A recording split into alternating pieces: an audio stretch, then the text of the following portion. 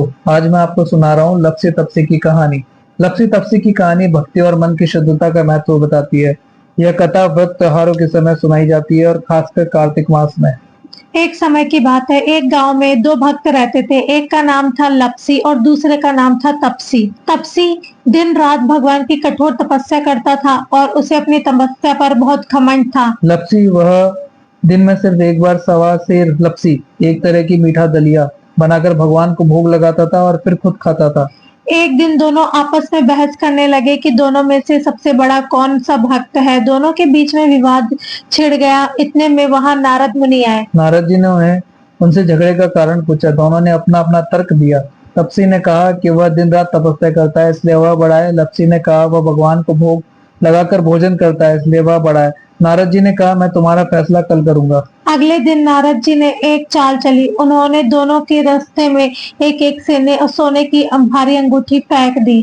तपसी जब वह अपनी तपस्या करने बैठा तो उसकी नजर अंगूठी पर पड़ी। उसने लालच में आकर चुपचाप उसे अपने घुटनों के नीचे छिपा लिया। लप्सी जब वह अपनी लप्सी बनाकर भोग लगाने जा रहा था तो उसकी नजर भी अंगूठी पे पड़ी, लेकिन उसने कोई ध्यान नहीं दिया और अपनी भक्ति में लगा रहा। थोड़ी देर बाद नारद जी फिर आए और दोनों से पूछा कि कौन बड़ा है।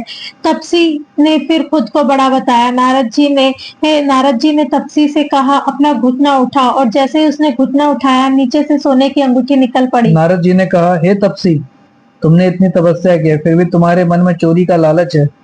तुम्हारी तपस्या का कोई फल नहीं मिलेगा। नारद जी ने लप्सी की सादगी और शुद्ध मन की प्रशंसा की और उसे तपसी से बड़ा बताया। तपसी बहुत शर्मिंदा हुआ और नारद जी के से अपने पाप के प्रायश्चित का उपाय पूछा। तब नारद जी ने कहा कि जो लोग व्रत त्योहारों के कथा के बाद लप्सी तपसी की कहानी नहीं सुनेंगे उनका पुण्य फल तुम्हें मिलेगा।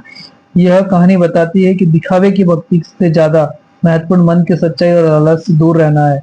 सच्ची भक्ति सरल और निस्वार्थ होती है। तो दोस्तों आपको आज की कहानी कैसी लगी? अगर आपको यह कहानी अच्छी लगी तो हमारे चैनल को जरूर सब्सक्राइब करिएगा। धन्यवाद।